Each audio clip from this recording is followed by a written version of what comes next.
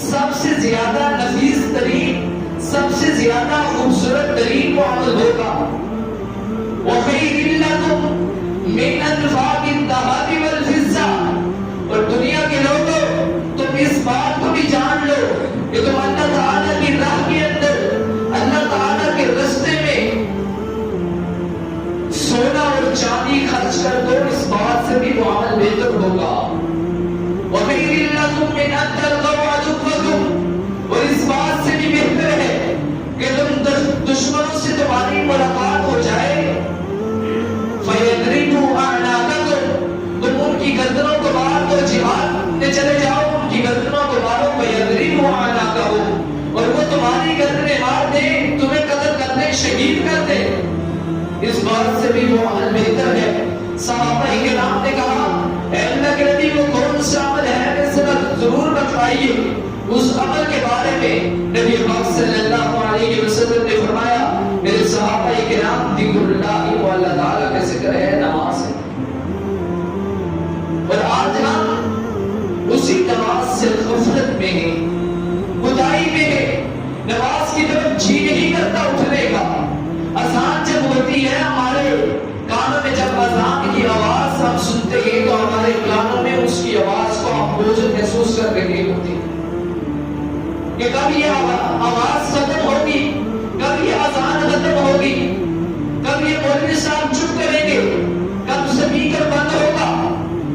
یاد رکھیے یہ علامات جو ہیں یہ منافقانہ علامات ہیں۔ نبی پاک صلی اللہ علیہ وسلم کے سینہ اطہر پر نازل ہونے والا قرآن کھولیے، 5ویں پارے کے اندر اللہ تعالیٰ فرماتے ہیں ان المنافقین یخادعون اللہ وهو خادعهم، بے شک منافق لوگ یہ سمجھتے ہیں انہوں نے اللہ تعالیٰ کو دھوکہ دیا، وہ اللہ تعالیٰ کو دھوکہ دینے والے ہیں، لیکن در حقیقت وہ اپنے نفسوں کو، اپنی جانوں کو دھوکہ دینے والے ہیں۔ اب آگے ان کی نشانی کیا بیان ہو رہی ہے وَإِذَا قَامُوا إِلَى الصَّلَاةِ قَامُوا كُسَالَىٰ، وہ سستی کرنے والے ہیں، کوتاہی کرنے والے ہیں، غفلت کرنے والے ہیں، پیچھے رہنے والے ہیں۔ اللہ تعالیٰ کس چیز میں پیچھے رہنے والے ہیں، کس چیز میں ان کا دل نہیں کرتا آنے کا؟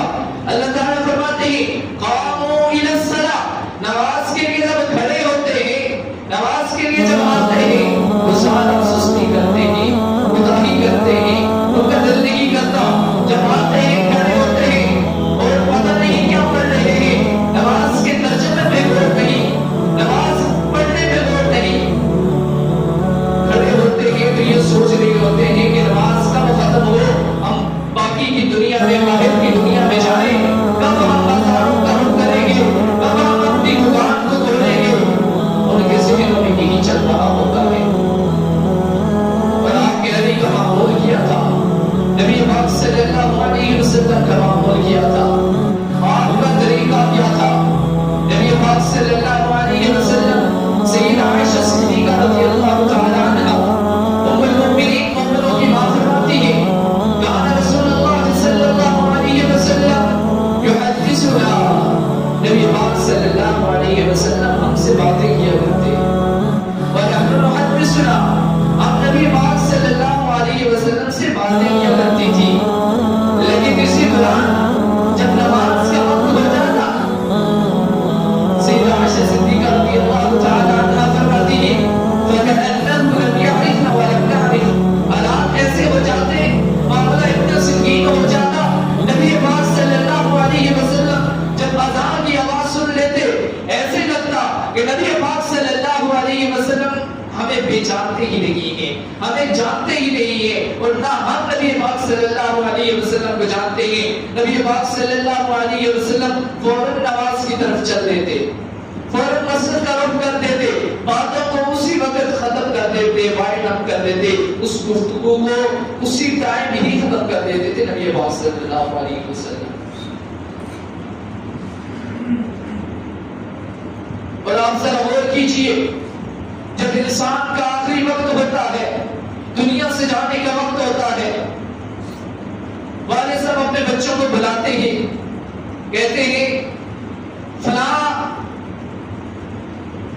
شخص کے پاس میری اتنی رقم ہے وصول کر لینا، فلاں بندے کے پاس میرے کمیٹی ڈالی ہوئی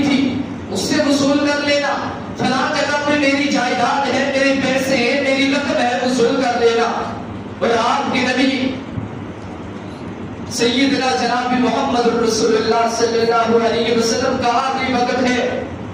دنیا سے جا رہے ہیں۔ نبی پاک صلی اللہ علیہ وسلم کی آخری سانسیں چل رہی ہیں۔ آپ نے امت کے لوگوں کو پیغام دیا۔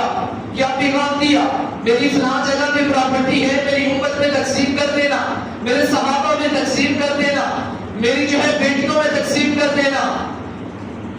میرے نواسوں میں تقسیم کر دینا۔ نہیں، نبی پاک صلی اللہ علیہ وسلم دنیا سے جا رہے ہیں، آخری لمحات ہیں۔ نبی پاک صلی اللہ علیہ وسلم اپنی امت کے لوگوں کو یہ پیغام دے کر جا رہے ہیں، اے لوگو الصلاۃ وما ملکت ایمانکم، الصلاۃ وما ملکت ایمانکم، میری امت کے لوگوں کو نماز کا خیال رکھنا ہے، نماز نہیں چھوڑنی۔ اب آخری وقت میں نبی پاک صلی اللہ علیہ وسلم نے دعوت کے کام کو نہیں چھوڑا۔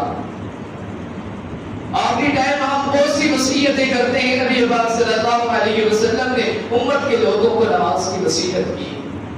اور آپ علیہ الصلوۃ والسلام نے فرمایا ان اول ما يحاسب به العبد يوم القیامہ، کہ سب سے پہلے قیامت والے دن اللہ تعالیٰ حساب لے گا، کتاب لے گا، اور کہے گا ان اول ما يحاسب به العبد الصلاۃ، نماز کے بارے میں پوچھے گا، اور آپ علیہ الصلوۃ والسلام نے فرمایا فَإِن